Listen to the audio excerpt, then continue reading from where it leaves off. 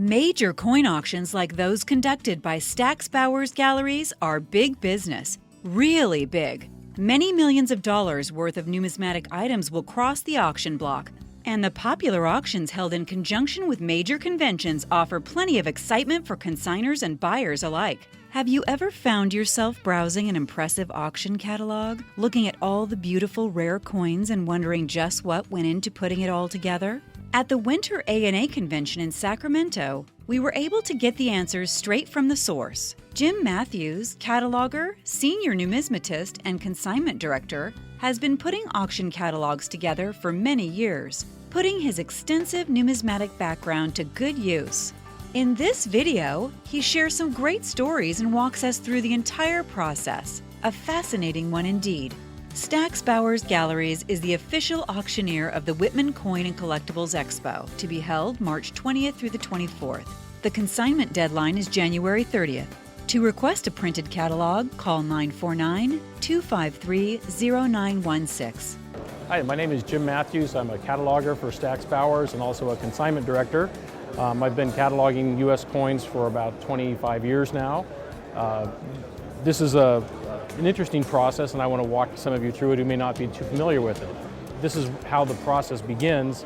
People will come into us, they will contact us, or we will contact them, and once we obtain the coins and go through the contract process with them, we often will get the coins certified if they warrant the values to do so, as we did here. And in this case, this is a 1795 silver dollar that they would have bought it as a type coin in the 1940s. And it's a fairly scarce die variety, which makes it even more interesting to a collector like myself. And once the coins come in, they are given individual lot numbers. They're like a temporary number that we keep the track of the coin from the initial day that it arrives. As soon as the auction group is processed, we have to have every coin is lotted up into an individual unique number so that it can be tracked through the system so we know where it is and who's done what with it as the process unfolds. Initially, the coins are usually decided if they're going to be a single lot or multiple lot coins, depending on value. Then they will go to photography to be scanned or photographed, as the case may be, and that's a whole separate division and process. As soon as that imaging is done, they will come back to the safe area where they will be organized for the catalogers. They'll be put into boxes in groups, and then the catalogers will take those and enter those into the system. Now, often you'll get a box that'll be a mix of large cents, double eagles, colonial coins. There'll be just everything, soup to nuts in it. So you'll end up with a box. You kind of have to pull your hair out a little bit. You organize it the way you're comfortable with it, and then you'll begin working on it. Now, we'll take each coin out, examine it for any marks or deficiencies or the positive attributes. We try to represent both sides of the equation for the collectors and investors and dealers out there so that we present as fair and honest a picture as we can as a cataloger for the buyers out there. I always have worked very hard to paint an accurate picture of what that coin looks like to me, and so that as a buyer who's coming in without seeing it, they have a fairly accurate picture in their mind of what that coin is going to look like. So if there's a hidden scratch, I'll try to note it. I may not say there's a canal going across the big field, but I'll say, there's a little hairline scratch over here. Make sure you notice it, in other words.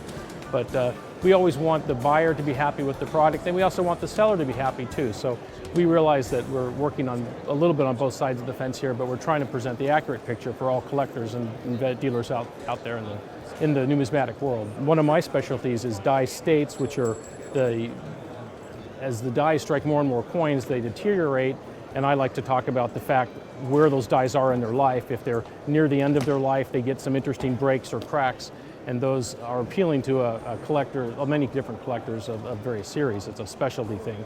But again, we like to point all those features out on the coins as best we can during the limited time we often have cataloging. But you have to have a good general knowledge of the coins to begin with, as well as the ability to work within all the specialty references.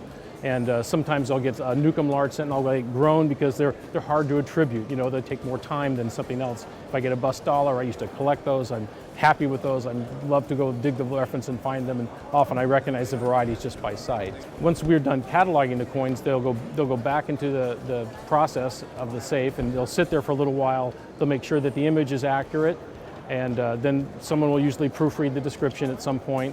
And then the catalog layout process begins. Celia Mullins of our office does that at this point. So they'll lay out the pages and incorporate the photographs onto the page, and the catalog starts to take form. Now, the other thing that, of course, you have to do prior to that step is we have to put the coins in order, and that's always a challenge with all the various crossover dates, like the 1834s, where there's multiple styles, and they have to be put in the proper order by the Red Book varieties usually. So we go through that step literally by hand, putting them in order, and then when they lot number the sale, we do it based on those coins as we go through each box and say, here's all the large cents, you by date, by variety if necessary, or whatever, by major Red Book type. And we have to do that by hand, and then we assign a lot number to it as we number the sale. But because of the many unique features of American numismatics, there's no way you can computer program every parameter and permutation that's out there with all of the grading complexities and everything else. It's just easier still to do it that way. As the pages are finished, the catalog is ready to go to press, and once it hits the mail, you have them in your box. It goes up online almost immediately as soon as we are done looking over the pages. So it's quite an event and quite a process, and many people are involved, and many talented hands have to come together to make this happen, and many long hours are put in that no one knows about. We're finding so many buyers today are using the online services that with the catalogs online, it's very easy to access. They get up on the computer quicker, so it's easier for people to actually see them. The one good thing we like about the printed catalogs, though, is once you actually have it in hand, being a collector, you'll want to go through it and you'll find things you would not otherwise notice online often. So by flipping through the pages, you actually get taking the time to do that. You will often find something that catches your eye, and you'll want to make sure you see that, and you may end up buying that particular piece because it caught your eye and the story was interesting in it, and you went, I've always wanted one of those. I didn't know they had one of those. Here's one in this. I'll go buy that. That's going to make my ANA.